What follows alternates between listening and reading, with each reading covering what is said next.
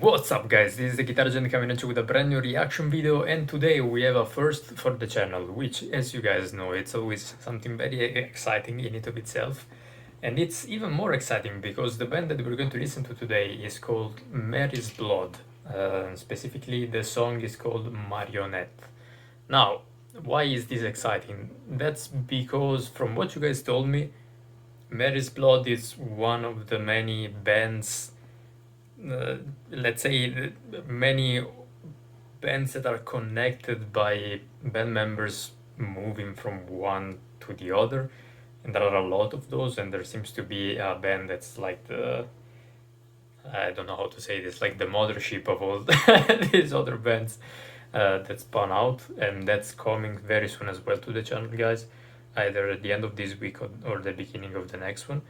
But again, Mary's Blood is one of those. I think from what you guys told me, the guitar player is the same one from Nemophila, which has me excited because, as you guys know, I love Nemophila. All the 3 songs that we've been listening to together, guys, have been absolutely outstanding. So guys, without further ado, I'm very curious. Mary's Blood, Marionette, the official music video. Let's see what they have to offer us, guys.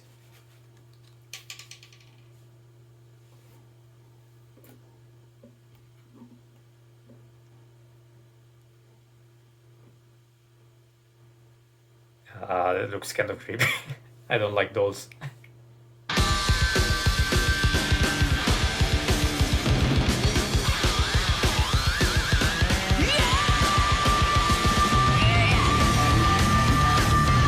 Oh!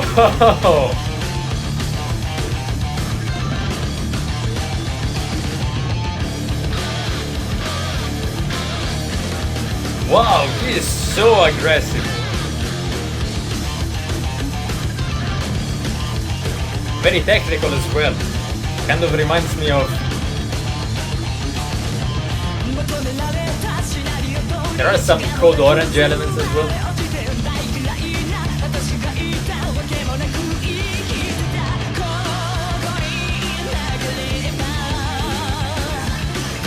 Oh.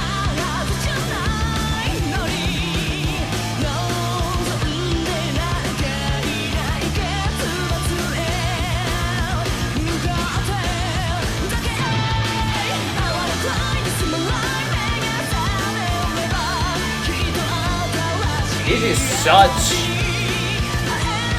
an interesting mixing and production choice of the chorus.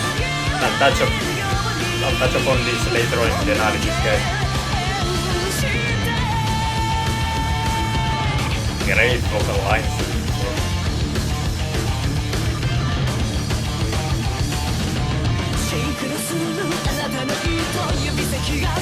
Love the drum break.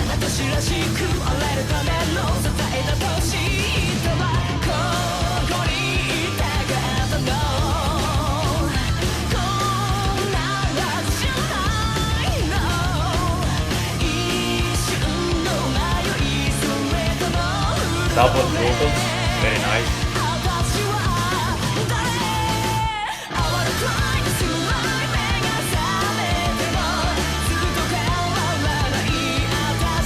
Everything is so loud. It's so curious.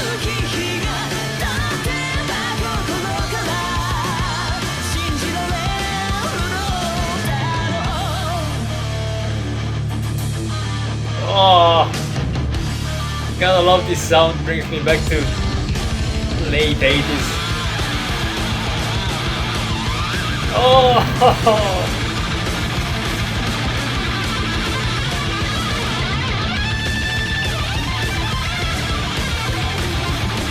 God.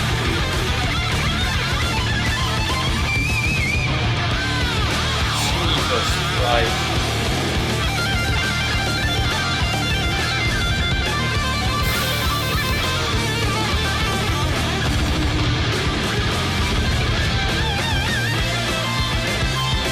Wow. Just wow.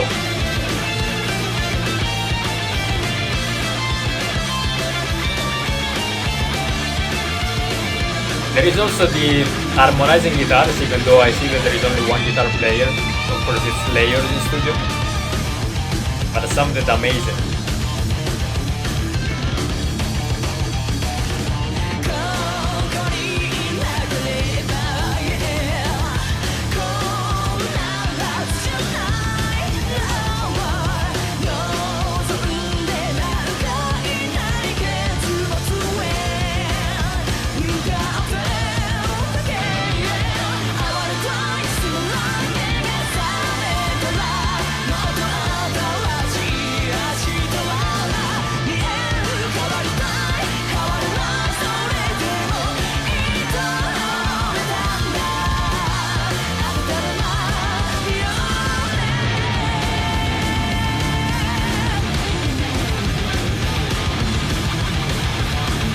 Listen to that, Jesus Christ.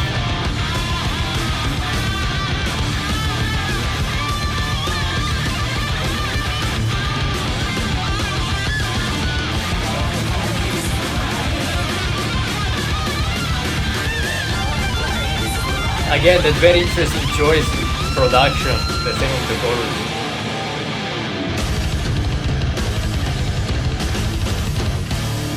Wow.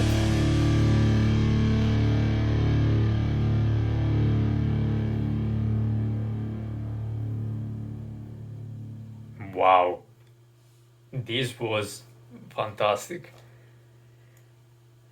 There are a couple of things that I want to touch upon before I forget them. Of course, the band that I was referring to at the beginning of the video, I realized that I didn't say the name. I think from what you guys told me, it's called Distros. Kind of like the origin band from which all of these other bands basically spun out. I do want to say the bass, before I forget, because I know that otherwise I would forget this. The bass doesn't play anything, I want to say, too crazy, like when it comes to the actual lines and melodies that the bass player is playing. There is nothing particularly crazy, like bass solos and stuff like that. But still, it's extremely clear throughout the whole song. In the mix, that's what I mean specifically. And that's also kind of what I meant when I said, interesting production choices in the chorus and in the outro. Because usually what you have is, of course, you have a chorus, specifically like in this case, when you have two vocal lines that are doubled, like they're layered, and they play different lines as well. So you have your main vocal line and then the one that harmonizes on top of that. Usually what you have is that in the chorus the voice comes through a bit more, it's a bit more powerful. In this case, that was not the case, at least from what I've heard on a first listen. Again, both in the choruses and in the coda, everything was loud. It's very strange. I don't know if I'm explaining this in the best way possible. I hope that you're getting the idea of what I'm saying. But it's like, usually maybe you have all the instrumentation and the voice goes up, let's say, either production-wise with layering and stuff like that. Maybe the other instruments go a bit down in the mix during the chorus.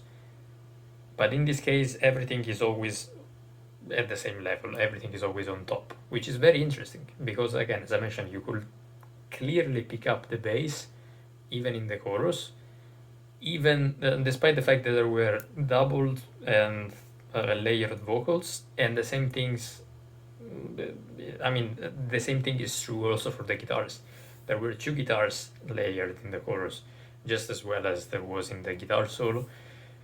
That's so interesting. Honestly, it's very interesting. It's a very interesting production choice, which, again, it's something that always captures my attention when there is something not conventional in production.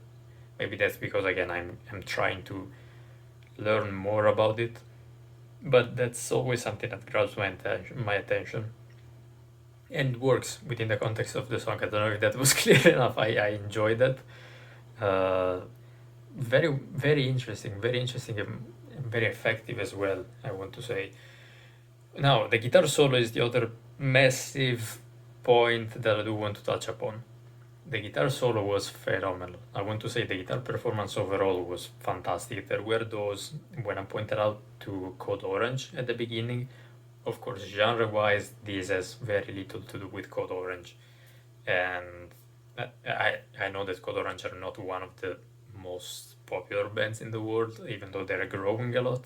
But if you're not familiar with them, do yourself a favor. If you like crazy, weird metal music, very aggressive though, I'd recommend you to go check them out, guys. The one aspect that reminded me of Code Orange were the glitches. Code Orange, Gojira, you know, those bands, the glitches that guitar player was basically creating with her pick, like scraping the pick against the strings. Uh, it's a very interesting sound. It's a sound that really captures you. Like you hear that probably because your brain thinks, okay, there is something wrong, like something that they missed or they, I don't know, they recorded that the wrong way around in production. I don't know what's happening. So it always captures you. It always draws you in. Very interesting choice in including that in the riff. But then again, in the solo and everything, from the very beginning, that sound, very, as I said, late thrash 80s, I want to say, kind of reminded me of, especially with the way that she used the whammy bar, a bit of Carrie King from Slayer. And then she went off crazy between the shredding, like the alternate picking. There was also I I'm not even sure that she was playing that during the guitar solo, but there was also some sweep picking. Of course, sweep picking, just to explain to you guys that if you're not familiar with the term, it's basically when think of it as an arpeggio. So you play one note every string, but very fast. It's like blah, blah, blah, blah. I know that this rendition was probably not the most accurate, but I hope that you get what I meant. And it's a technique that you see a lot in metal music and in metal solos. If you, I want to say from the 80s probably, the era of the great shredders and stuff like that. It's a technique that has been used a lot in metal music. So guys, I'm honestly impressed. This song was very aggressive, very modern, with a very modern vibe, but again with those clear influences in that thrash, I want to say again, late 80s thrash metal music that I love. And many more, like again, you could pick influences from, as I said, the early 2000s, bands like Gojira, bands like Code Orange, which I'm not sure if they were. I'd imagine that they are not an influence simply because this video was released in 2014 and I'm not even sure that Code Orange were around back then. But a very modern approach with some classical influences as well at the end of the day, which is something that I really did enjoy. Fantastic work, fantastic vocal performance. The guitar player was the standout element here for me, guys, but the rhythmic section was very strong as well with the drummer and the bass. The drummer, I especially enjoyed that very interesting drum break after the first chorus. Very nice. Guys, as it always is with the, with new bands on the channel, I need your help. Please let me know a bit more about them. Let me know if what I said about them is right. First of all, I hope it is.